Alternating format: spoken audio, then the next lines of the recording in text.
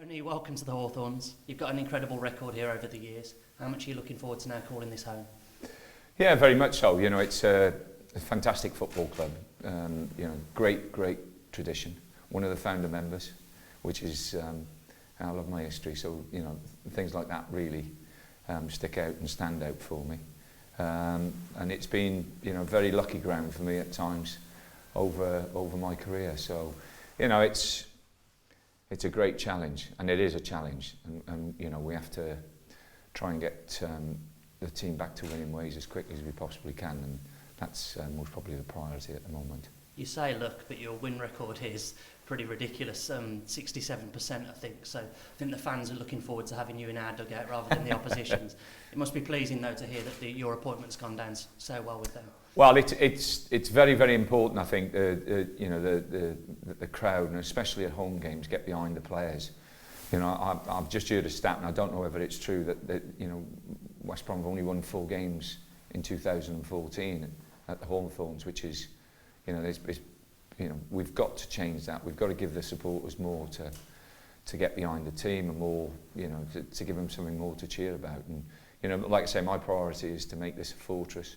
And make it a very tough place for teams to come, and a place where they don't enjoy coming.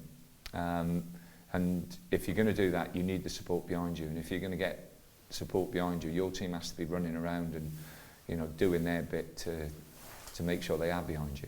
You certainly managed to get that atmosphere going at Stoke and Crystal Palace. So is that what you're looking for now here as well? Well, I'm pretty old-fashioned in respect of you know, the basic principles, and I really do believe a football club is part of the community.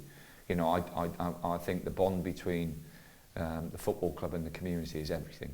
When I talk about, you know, the club, and I spoke to obviously the chairman at great length a few days ago, the big thing is to try and bring that crowd together with the club, so we're all as one. So we win together, we lose together, and you know, there's no other way of doing it. And to do that, you know, we do need everybody's backing and everybody's help.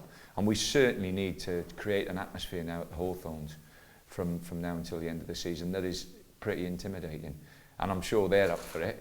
What we've got to do is get a team on the pitch that are up for it as well, and you know, we'll give them that you know, momentum that everybody at the club needs.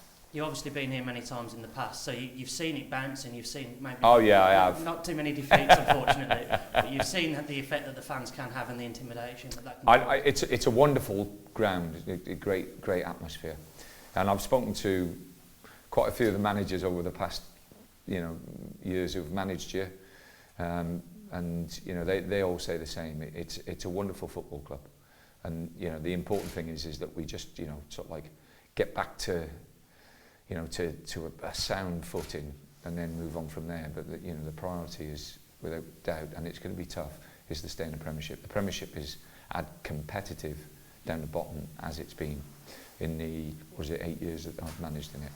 On that note, you were at Upton Park yesterday. What did you make of the performance? No, I thought the lads, you know, under the circumstances, I thought the lads did smashing, and really with a little bit more belief. You know, I thought we could have gone on and won the game. You know, we played some really good stuff, played through the pitch quickly.